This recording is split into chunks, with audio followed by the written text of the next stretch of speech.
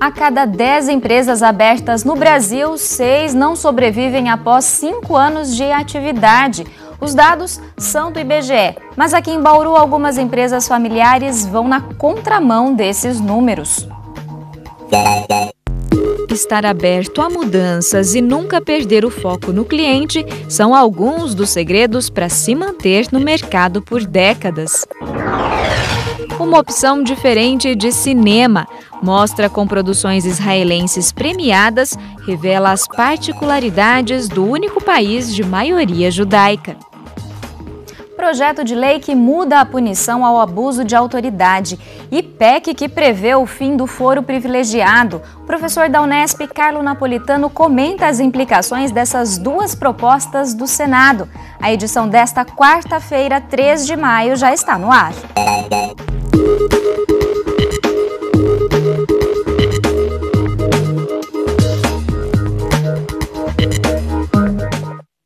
Elas são velhas conhecidas do comércio de Bauru, enfrentaram diferentes momentos da economia do país e continuam em atividade. Você vai conhecer agora 3 empresas familiares que foram passando de geração em geração, mas precisaram se adaptar para não perder o foco, o cliente.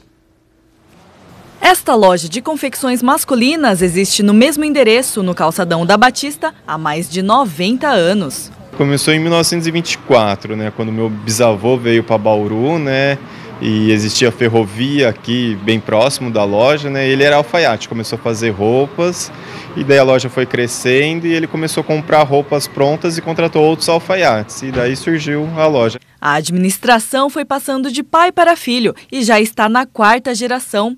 Hoje a loja conta com outras filiais na cidade, mas é a do Calçadão que mais recebe clientes fiéis. Para manter os antigos e ainda conquistar novos consumidores, atualizar a loja é essencial. Nesses últimos anos sempre teve computação, né? Desde 86 já tinha sistema de computador aqui na loja, né? Era bem simples, mas foi um dos primeiros sistemas que teve, então teve toda essa evolução na parte de compra, relatórios. Nós temos funcionários muito antigos, né? Funcionários com mais de 30 anos de casa, né? E está sempre atualizado, verificar a compra, né, o que se deve comprar, o que se não deve e atender bem o cliente. O atendimento especializado também é o que colabora para que esta loja de ferragens e ferramentas tenha boas vendas até hoje, mais de 80 anos depois de criada. O que diferencia a gente que é um comércio local é o atendimento. Numa grande rede você fica perdido, sozinho, não tem quem ajude. Mas no comércio varejista local você tem os vendedores especializados que mostram mercadoria, testam, dão cursos. A capacidade de perceber as mudanças do mercado bauruense fez com que a loja crescesse e até mudasse de ramo. Começou com secos e molhados, depois passou para um atendimento de autoatendimento. Hoje é um varejo físico. A gente estuda o e-commerce, que é uma tendência da atualidade. Então é se atualizar, o comerciante, o varejista não pode ficar parado no tempo e não ver essas tendências que o consumidor muda, né? Então o varejo também tem que acompanhar. A empresa foi uma das primeiras da cidade a adotar o sistema de autosserviço, em que os clientes pegam os produtos na prateleira e pagam no caixa. Teve um impacto muito grande em Bauru, porque supondo que essas empresas que não aderiram a isso, tinha um preço muito mais caro, ele vendia, não digo pela metade, mas ele vendia substancialmente mais barato. Tantos anos de história estão registrados em um livro lançado para comemorar os 75 anos da loja. Mas nem toda empresa chega tão longe assim. Segundo dados do IBGE, a maioria, aliás, encerra os negócios após 5 anos em atividade.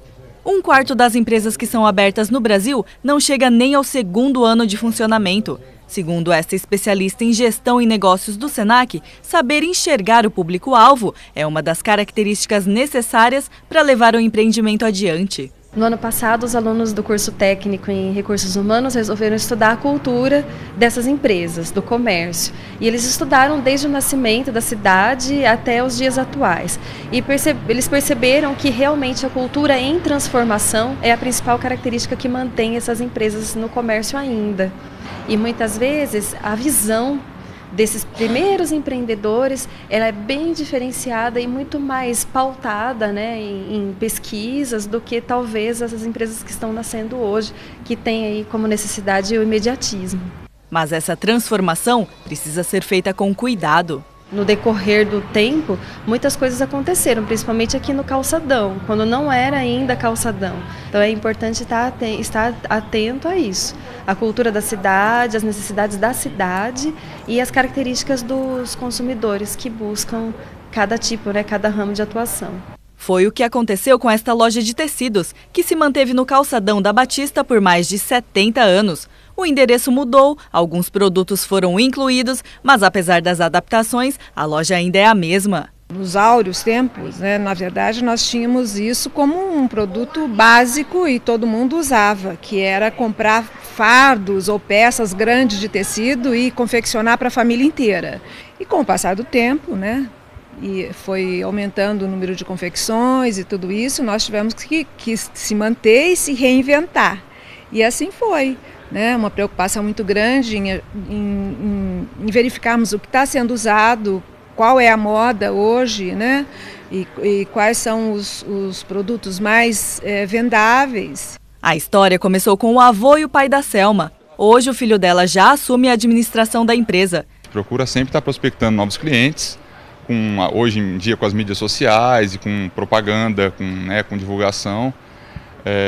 E também tentar manter ao máximo nossos patrimônios, né? Porque a gente tem realmente clientes que estão há muitos anos com a gente. Mesmo em um negócio familiar, quem deve estar no comando é quem realmente tem objetivos para a empresa. É necessário pensar se esses filhos, se esses netos têm ainda o interesse realmente de manter a tradição dessa empresa, o nome dessa empresa. Tradição nem tanto, mas a cultura, as características que chamam a atenção dos consumidores. Então, se a família percebe que dentro da família não existe alguém que esteja realmente interessado em fazer essa gestão, o mais saudável a fazer é passar a bola para frente. Os vereadores aprovaram por unanimidade na sessão da Câmara de ontem o projeto de lei que altera a idade mínima para a gratuidade no transporte coletivo de Bauru. Ela passou de 65 para 60 anos. O projeto ainda precisa passar por uma segunda votação para então ser sancionado pelo prefeito. Depois disso, a lei ainda deve ser regulamentada para que sejam definidos os critérios socioeconômicos dos novos usuários que vão receber o benefício. Para quem tem mais de 65 anos, a isenção segue como é hoje, ou seja, todos têm direito. E no próximo bloco, o professor da Unesp, o advogado Carlo Napolitano, comenta duas propostas do Senado que vêm ganhando repercussão nacional. Elas tratam do fim do foro privilegiado e de mudanças na punição do abuso de autoridade. Fique ligado que nós voltamos já já. Estamos de volta para entender as implicações de um projeto de lei e de uma PEC propostos pelo Senado que estão movimentando o cenário político nacional. O projeto de lei é sobre mudanças na punição nos casos de abuso de autoridade e a PEC prevê o fim do foro privilegiado. Os dois ainda precisam passar por votação na Câmara dos Deputados. Para comentar, então, recebemos o professor da Unesp em Bauru, o advogado Carlo Napolitano. Boa noite, Carlo. Muito obrigada por mais uma vez estar aqui com a gente. Boa noite, Leire. Eu que agradeço o convite. Carlo, vamos começar falando então pela PEC, né, que prevê o fim do foro privilegiado. Ela ainda deve ser votada em um segundo turno no Senado e depois, se aprovada, ela segue para a Câmara dos Deputados. O que caracteriza, Carlo, o foro privilegiado e o que muda, né? Quais são as consequências caso ele seja extinto? Hoje o texto constitucional estabelece a prerrogativa de um foro especial pelo exercício de determinadas funções, como, por exemplo, a presidência da República. O presidente da República, se cometer algum crime comum, por exemplo, se estiver transitando aqui por Bauru, nas Nações Unidas, e cometer um crime de trânsito, ele não será julgado por um juiz aqui de Bauru. Ele tem uma prerrogativa de foro privilegiado, ele será julgado pelo Supremo Tribunal Federal. Isso se repete para as outras autoridades, como senadores, ministros, deputados, que têm também essa prerrogativa. No âmbito estadual, os governadores também têm essa prerrogativa de foro, privilegiado pelo exercício da função. Qualquer crime que eles cometam, eles serão julgados pelo STJ, o Superior Tribunal de Justiça. O mesmo acontecendo com prefeitos, né, que tem também a a prerrogativa de foro privilegiado de serem julgados pelos tribunais de justiça. E do mesmo modo, juízes e promotores também têm essa prerrogativa de foro privilegiado de serem julgados também pelos respectivos tribunais de justiça. Então a PEC ela propõe o fim desse foro privilegiado. Em que situações? A PEC inicialmente é uma proposta de 2013, né, PEC 10/2013, ela, de um modo assim bem simples, ela propunha a exclusão do foro privilegiado para todas as instâncias e todas as categorias, né? Então, crimes cometidos por autoridades, hoje, deixariam de ter essa prerrogativa de foro, que se tornou comum mais a se falar no foro privilegiado. No entanto, na tramitação no Senado Federal, alguma mudança aconteceu, né? Houve uma emenda ao projeto inicial que se garante hoje a prerrogativa de foro para alguns exercícios de função, para algumas pessoas, algumas autoridades que exercem algumas funções.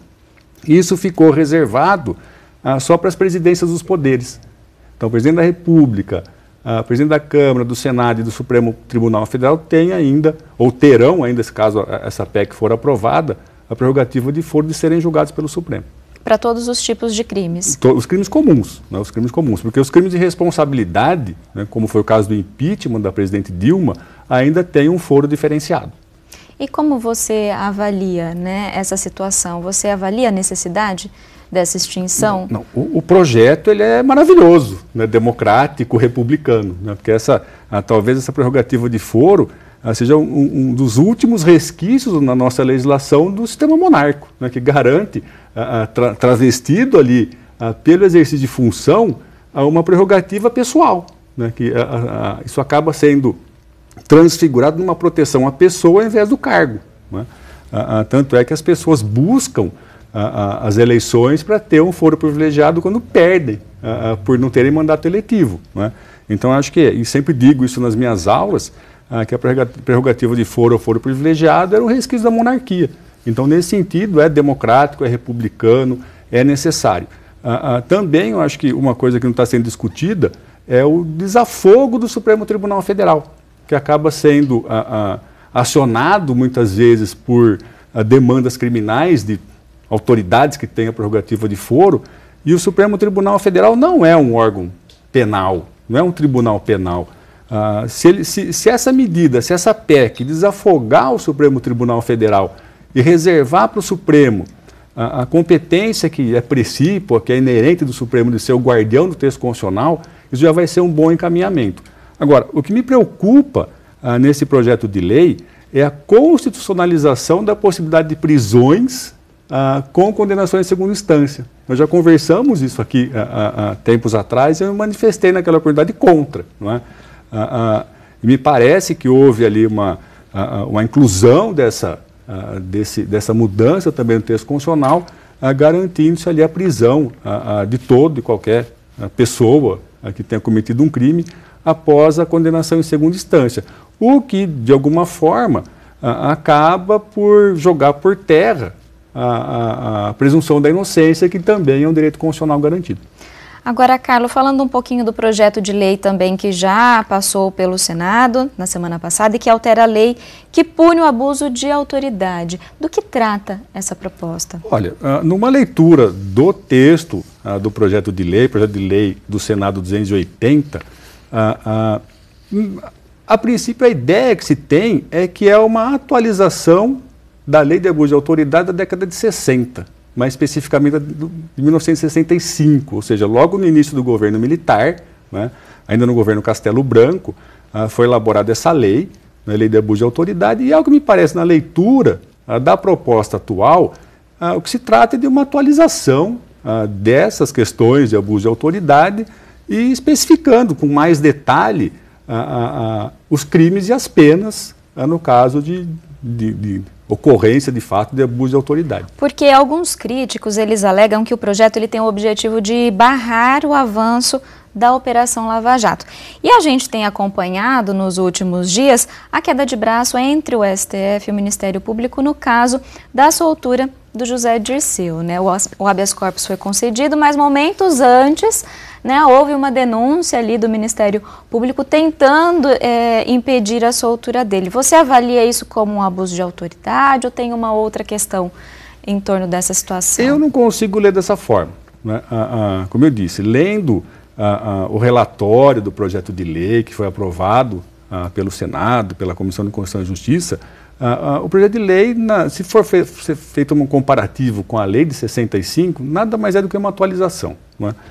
É claro que hoje a gente está vivendo aí num embate, não é? Um embate de autoridades, não é? O Ministério Público Federal, a Justiça Federal do Paraná e o Supremo Tribunal Federal na questão da interpretação da lei e na aplicação da lei penal envolvendo o processo da Lava Jato.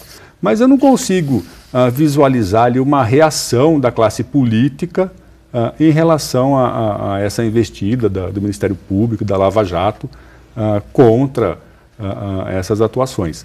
O que me parece, aliás, sim, uma tentativa de aperfeiçoamento dessa legislação que, no limite, classifica o abuso de autoridade como alguma afronta às liberdades civis, né? O direito do preso, o direito de ir e vir, a liberdade de reunião, o direito de locomoção, quando o sujeito está preso e encarcerado, obviamente não tem direito à locomoção, o sigilo de correspondência, de tráfico de dados e essas questões relacionadas às liberdades civis clássicas. Mas não em si, em relação à operação. Não consigo visualizar. Aí talvez há um embate mais no discurso político do que efetivamente na prática, se acaso esse projeto de lei for aprovado. Tá certo. Então, Carlo, mais uma vez, muito obrigada por você compartilhar essas informações hoje aqui com a gente. Eu que agradeço o convite. Quando precisar, estou à disposição. Muito obrigada. Nós vamos agora para um rápido intervalo e, na volta, uma dica para quem quer conhecer um pouco mais do cinema israelense. Uma mostra aqui na cidade traz 8 produções premiadas, um verdadeiro passeio pela cultura do Oriente Médio. Então continue com a gente que nós voltamos num instante. Voltamos e vamos direto saber como fica o tempo para esta quinta-feira. Confira as informações no mapa. A aproximação de uma frente fria entre quinta e sexta-feira aumenta a nebulosidade e favorece as pancadas isoladas no estado de São Paulo. Em Bauru, a chuva só deve chegar na sexta-feira. Neste momento, a umidade do ar está em 52%. Hoje, a temperatura variou entre 16 e 28 graus. Nesta quinta-feira, ela sobe um pouco, mínima de 17 e máxima de 29 graus. Agora uma opção interessante para quem é apaixonado por cinema. A partir de hoje, o SESI de Bauru exibe a mostra A Vida em Israel. Ela faz parte da 10ª edição do Cine SESI no Mundo. Até o dia 28 de junho, sempre às quartas-feiras, será exibida uma produção israelense premiada que retrata o cotidiano do país. Vamos ver um pouco do que a mostra traz para Bauru.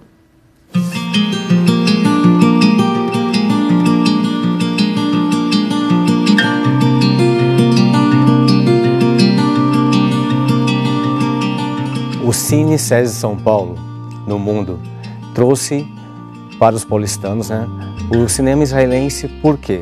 É um cinema que tem muita cultura mundial e que não é muito divulgado, apesar de toda essa cultura. Nós estamos trazendo 8 filmes onde os diretores não se apegaram na questão religiosa ou na questão política. Não, eles trazem questões de superação do trabalho, questão de relacionamento familiar, a questão de autoconhecimento e diante de conflitos, diante de preconceitos, coisas do dia a dia que nós enfrentamos.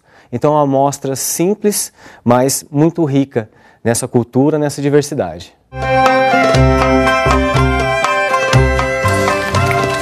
No. You don't go with girls a lot, huh? No. What's it like? Começando agora no dia 3 de maio com a banda. Depois nós teremos As Aparências Enganam, A Enchente, A Viva, Meu Amor, As Medusas, Dias Congelados, O Papel do Gerente de Recursos Humanos e fecharemos no dia 28 de junho com Delicada Relações. אל תעלב, אבל הוא לא כמו כל הגברים. פשוט באמת יש פה משהו אחר. הוא אחר. Eles têm uma expressividade, tanto é que o filme A Banda é um dos filmes mais premiados de Israel, aonde recebeu mais de 70 indicações, das quais 46 foram premiadas, inclusive com o prêmio Juventude no Festival de Cannes. Então é uma comédia poética, muito premiada e assim, todos esses filmes trazem, né, para o nosso público situações do cotidiano do povo israelense e nós vamos perceber o quê? Que o Brasil está muito mais perto de Israel do que nós imaginamos.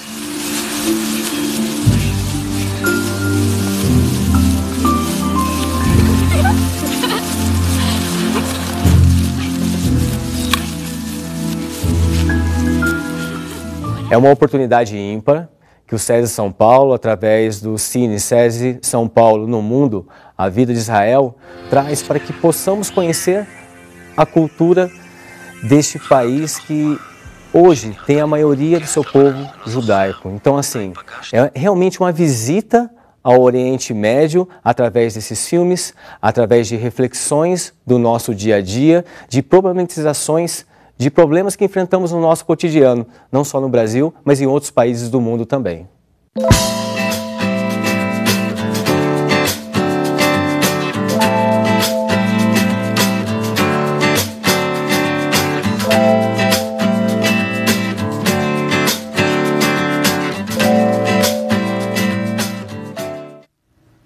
Lembrando então, o filme que abre a mostra hoje, às 19h, é A Banda. A entrada é de graça e as exibições são na unidade SESI Horto.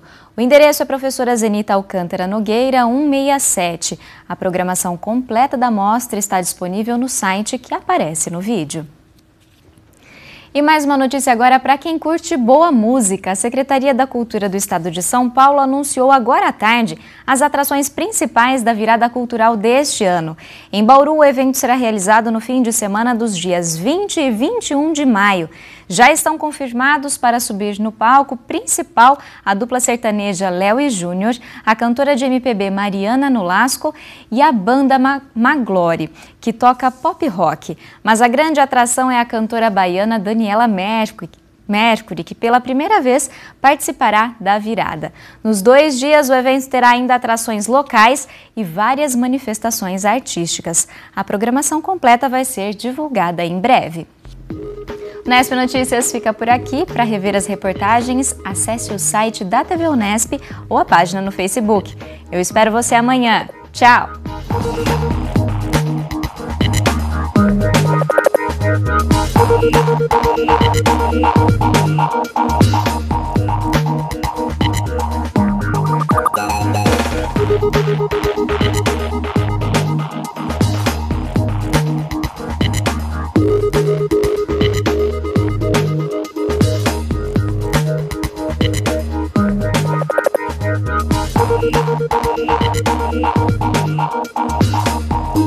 Thank you.